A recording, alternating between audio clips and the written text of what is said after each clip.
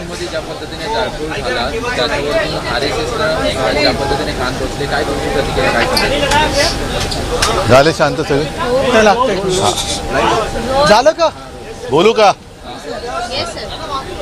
आज पहिल्या प्रथम मी RSSला धन्यवाद देऊ इच्छितो, कारण त्यांनी औरंगजेबाच्या थडग्याचा विषय ज्यांनी काढला होता त्यांनाच त्या थडग्यामध्ये गाडलं. आपण आत्ता जे काय चालले राज्यात त्याच्यावरती न बोलता या जुन्या कुठल्या तरी गोष्टींवरती बोलत राहायचं, त्याच्यावरनं दंगली घडवायच्या, ह्याचा सगळ्यांना आता कंटाळा आलेला आहे. आणि म्हणून मी RSSला मुद्दामून धन्यवाद देतोय.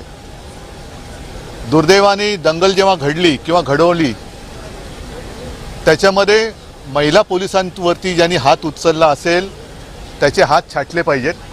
आणि त्याचबरोबरीने ज्यांनी जाणीवपूर्वक जर का कोणी दंगल भडकवली असेल तर त्यांनासुद्धा व्यवस्थित कायद्याचा इंगात दाखवला पाहिजे.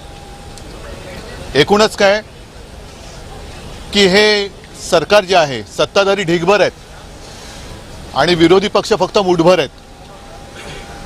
मुठभर असलेला विरोधी पक्ष ढिगभर असलेल्या सत्ताधाऱ्यांना भारी पडतोय.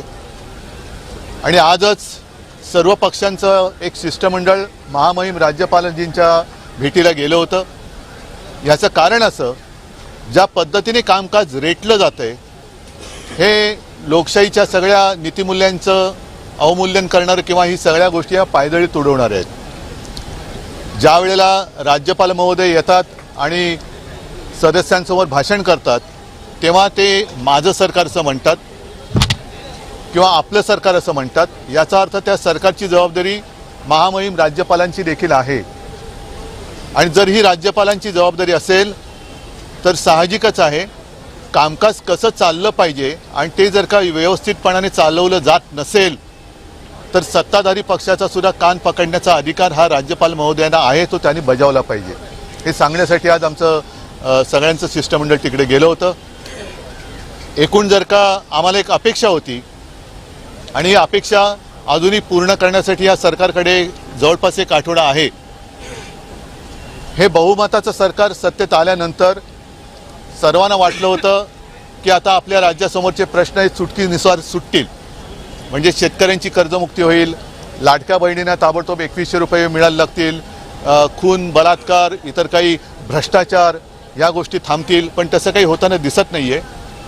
योगायोग एक असा विचित्र दिसतोय की बऱ्याच वर्षांनंतर नागपूरमध्ये जातीय दंगल झाली.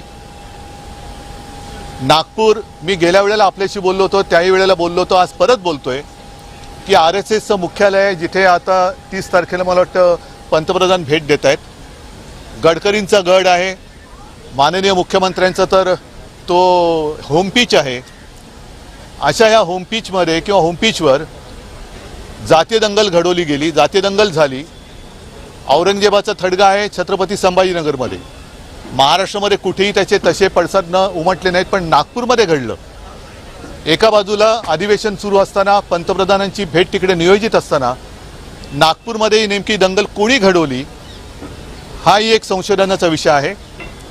नागपूरमध्ये दंगल घडते आणि त्याच अधिवेशनात, म्हणजे ज्या काळात ही दंगल घडली त्याच अधिवेशनात भारतीय जनता पक्षाचे आमदार एकूणच नगरविकास आणि ठाणे महापालिकेतला, ठाणे शहरातला भ्रष्टाचाराचा सगळा कारभार हा चव्हाट्यावरती आणतायत. म्हणजे नेमकं भांडणी दंगल आहे तरी कोणाची, हाही एक विचार करण्यासारखा विषय की याच्यामागे हा निव्वळ योगायोग आहे का की नागपूरमध्ये बऱ्याच वर्षांनंतर दंगल घडते आणि सत्ताधारी पक्षातलेच लोक हे ठाण्यातल्या आणि त्यांच्या नगरविकास खात्यातल्या भ्रष्टाचाराची सगळी लक्तरं बाहेर काढतायत. हा योगायोग हा सुद्धा एक पाहण्यासारखा आहे किंवा अभ्यास करण्यासारखा आहे. मला असं वाटतं की हे सरकार अपयश लपवण्यासाठी एक एक गोष्टी करायला बघतं आणि त्याच्यात ते अधिकाधिक अपयशी होत चाललेलं आहे. या सरकारच्या कारभाराचे धिंडवडे हे दिवसागणिक सगळ्यांसमोर येत आहेत आणि ते केवळ काहीतरी वेळ मारून न्यायची म्हणून यांचा हा कारभार चाललेला आहे. बाकी याबद्दल कदाचित मी येत्या काही दिवसात आणखीन विस्ताराने बोलेन, पण तूर्त मला असं वाटतं की आता तरी ही सगळ्यांची दिशाभूल करण्याचा जो काय प्रयत्न सुरू आहे, थडगी उकरायची, आणखीन काय काढायचं, ह्या सगळ्या गोष्टी थांबून जनतेने तुम्हाला जर खरंच बहुमत दिलं असेल, ज्याच्याबद्दल संशय आहे, लोकच विचारतात की असं कसं झालं, पण जर का जनतेने खरंच बहुमत दिलं असेल तर ते बहुमत सत्कारणी लावा, कारण संधी परत परत मिळत नसते. संधी मिळालेली आहे तर त्याचं सोनं करा, त्याचा चिखल करू नका, एवढंच सत्ताधारी पक्षाला माझं म्हणणं आहे. सर, एकूणच या थडग्याला आता पत्र्याचं संरक्षण देण्यात आलेलं आहे.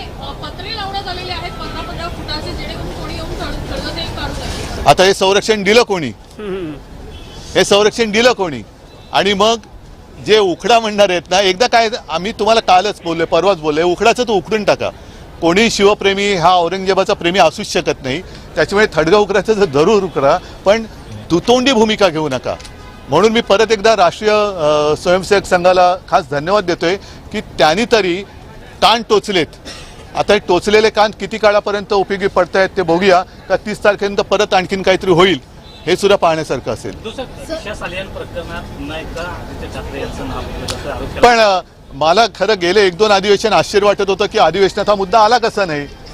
दरवेळेला अधिवेशन आलं की हा मुद्दा काढला जातो, त्याच्यात नवीन काय? मग माझं काय म्हणणं आहे की शेतकऱ्याच्या ज्या काही चिता पेटतात त्याला जबाबदार कोण आहे? त्यांच्या माता भगिनी ज्या टाव फोडतायत, त्यांच्या मुली बाळी ज्या सांगतात की आमच्या वडिलांच्या आत्महत्या झाल्या, आमच्या वडिलांची हत्या झाली आहे, त्यांच्याबद्दल चौकशीचं काय?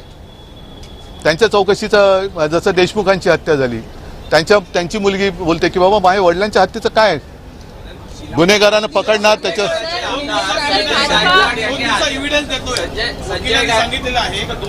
कोणी कोणी ठीक आहे ना, ठीक आहे ना, देऊ द्या ना, द्या ना, मग द्या ना कोर्टात.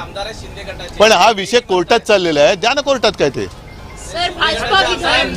अरे ते ठीक आहे. संजय गावडकर उद्या कुठल्या पक्षनेत्यांना विचारता प्रश्न आहे.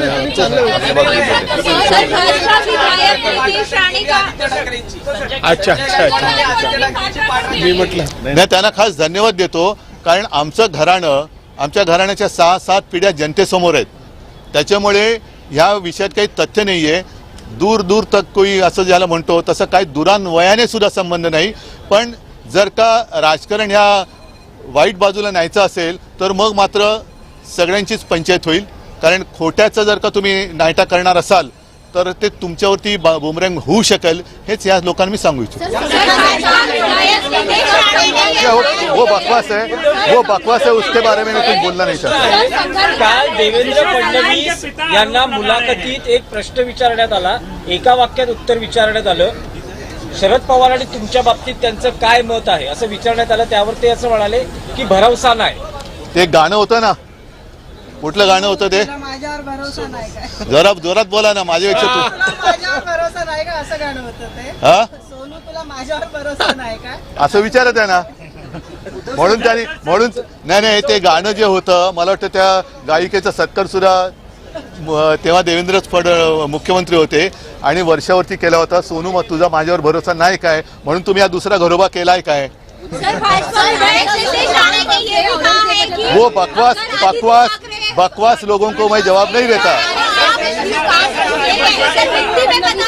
कान टोचले आहे की नेत्यांनी असं प्रक्षोभक भाषण करून असं देवेंद्र फडणवीसांनी देखील कान टोचले. मी त्याचंही स्वागत करतो त्यांच्या वक्तव्याचं. जर देवेंद्रजी असं म्हणाले असतील की नेत्यांनी भडकाऊ भाषण करू नये, तर त्यांच्याकडे जे आगलावे लोक घेतलेत त्यांनी, दुर्दैवाने काय होतंय की विरोधी पक्ष संपवला, ज्या विषाचा त्यांनी उपयोग करायचा प्रयत्न केला तेच विष आता भाजपला मारतंय.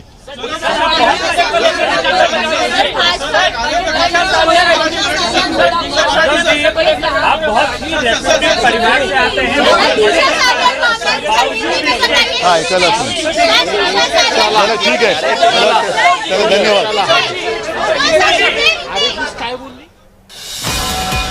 तर आपण पाहतोय संघाने जी भूमिका घेतलेली आहे औरंगजेबाच्या थडग्याबाबत, त्याचं आम्ही स्वागत करतो. औरंगजेबाच्या कबरीचा मुद्दा हा संयुक्तिक नाही असं RSSने म्हटलं होतं आणि त्याचे म्हणून आपण धन्यवाद मानतो. आणि संघाने एक प्रकारे सरकारचे कानच टोचलेले आहेत असं उद्धव ठाकरे यांनी म्हटलेलं आहे. तसंच औरंगजेबाची कबर उखडायची असेल तर उखडून टाका, आपला पाठिंबा असेल असं सुद्धा उद्धव ठाकरे यांनी म्हटलेलं आहे. तसंच दिशा साली यांच्या प्रश्नाबद्दल सुद्धा या प्रकरणाबद्दल सुद्धा त्यांनी आपली प्रतिक्रिया दिलेली आहे.